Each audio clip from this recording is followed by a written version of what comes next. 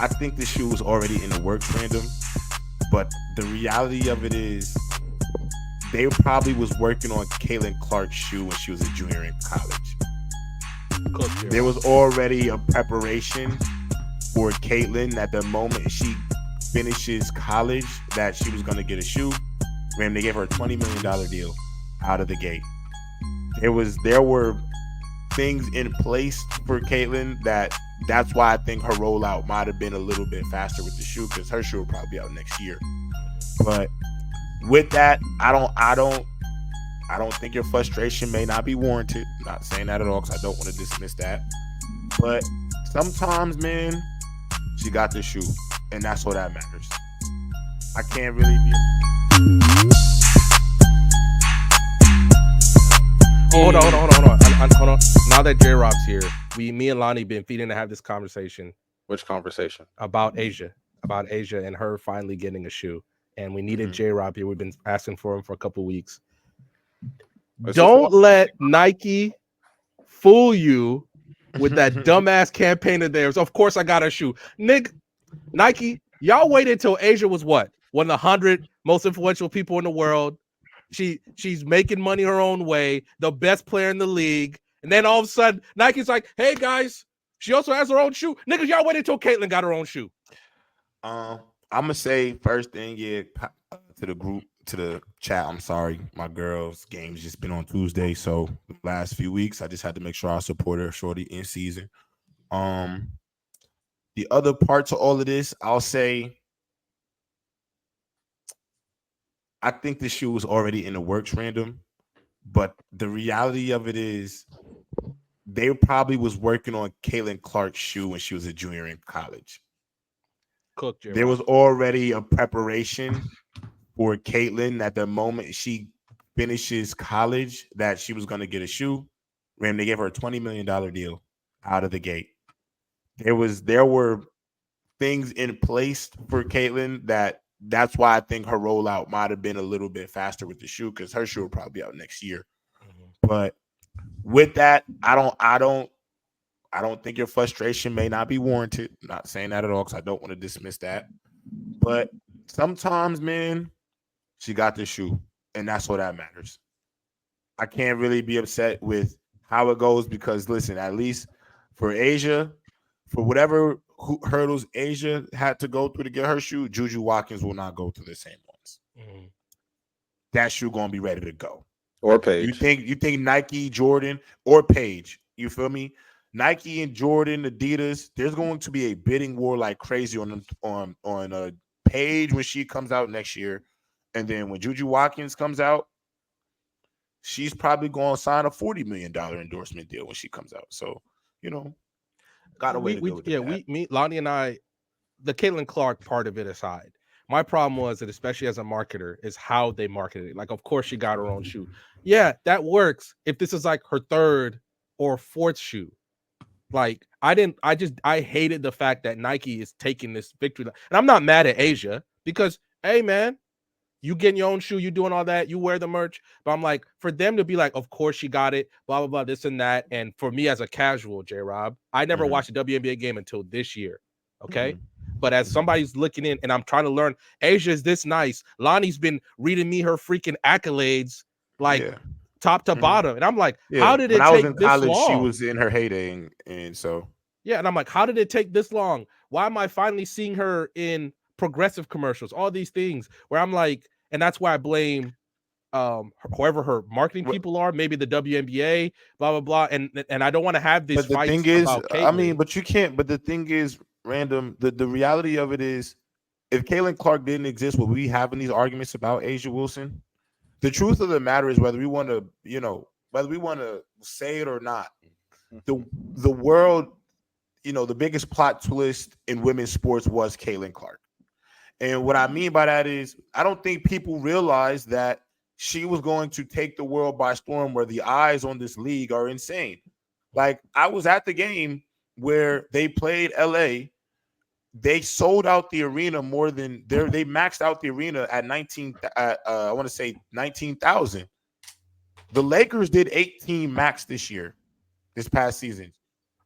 Did they And have that the at the game Staples after Center? on Sunday, there was about half of that 19,000 because Caitlyn Clark. And I want you to know right now, of the 19,000 people that were in that crypto arena, 75% of them were there for Caitlyn Clark and not the LA Sparks. And I hate to admit that out loud, but it was the truth. There were 22 Iowa jerseys. I'm pretty sure there's a group of Iowa faithful that follow the Indiana Fever bus in airplanes around the country to watch her play basketball. I wouldn't deny it at all. And so listen, man, random. Yeah, there could be a lot of it's not fair that they didn't get this and they didn't get that when before Caitlyn, and that's a fact. I don't disagree with that sentiment, but at least they're finally maximizing the eyes that they are getting and realizing, okay, yeah, we can put this marketing around Asia Wilson. Yeah, it is time that we put more into Jewel Lloyd and Enrique and Skylar Diggins. It's okay. Like it sucks that you know Diana Taurasi, Sue Bird, and all of them, Candace Parker, they had to lay a foundation so all these other players could flourish. But we're here now, and so now that we're here, in some ways we gotta take the good with the bad. Like nobody's talking to nobody has no issue with Angel Reese. She got a shoe with Reebok. They giving her all I didn't types even of know she P's. got a shoe. She about to have her own vibe with Reebok. She about to be the face of the whole women's lifestyle brand in Reebok. And with her influence, she's going to bring back a brand that ain't been popping since the Iverson question. So, you know, I understand the frustration, but as somebody who's been covering women's sports for a while, and obviously I've had the opportunity to also, watch a plethora of games. I also went to the mecca of women's basketball in the University of Connecticut. So, I mean, I'm happy that we're here now more than anything, and I think it's good. And I also like the drama. Like, I like that there's this kind of vitriol between, like, are they hating on her and this and that? Because I personally don't think they're hating on her, but I think it does make the league more competitive. I think all of that same competitive discourse we love about the NBA, I think we can finally start applying that to the WNBA, creating that discourse. I think it's good for the sport. Yeah, I think at this point it will eventually start transitioning to talking about the sport itself, talk about what they're actually doing. Because at this point, I'm gonna be honest. I've already told y'all. I'm gonna tell the chat too. The only reason why I'm watching the WNBA is because of Caitlyn Clark. I didn't really watch the WNBA. I didn't really watch NCAA, period. And I watched because I saw this clip of Caitlyn Clark. I was like, okay, what's the deal with Caitlyn Clark? I watched her game. I'm like, yo, I like how she plays basketball. Simple as that. It has nothing to do with anything else. I like how Caitlyn Clark plays basketball. So because I've seen Caitlyn Clark play, I saw the people playing against her. I was like, oh yeah, okay, they balling too. I was able to see Juju Watkins. She's gonna be the next one. You can already tell by her game. She's gonna be the next one. She should be the face of the league. Won't go that far, but she will be the next one for sure. She'll be the next one. There'll definitely be a debate at some point between her and Caitlyn, for sure. Oh, for sure. And then by default, now I'm watching the WNBA. I've been tuning into a lot of the Fever game and see what they be doing over there. So now we can start talking about, okay, what are they actually doing on the court? Talking about basketball, talk about that. I mean, that's where the conversation should be. Mm-hmm. People are still too focused on Caitlyn Clark and all this stuff. I think that conversation is getting annoying from both sides. At this point, we got to start talking about it's just basketball at this point now. Yeah, like they just pro hoopers now. Like, you know what I'm saying? Like it's a part of it now. Yeah, just talk basketball. Stop talking impact. Just talk basketball, please. Yeah, like we stuck on too many we stuck on too many narratives right now. Like we should just be happy that people watching, man. I want the girl that chokeslammed Angel Reese to be suspended immediately. Oh my god, that was a crazy. That was a crazy foul. Have some respect. Have some respect. That woman that everybody talking about, Alyssa Thomas, averaged a triple-double last year. That's great. The best players in the entire league. And Riddell, you know what makes it even better? She has no labrums in either shoulder.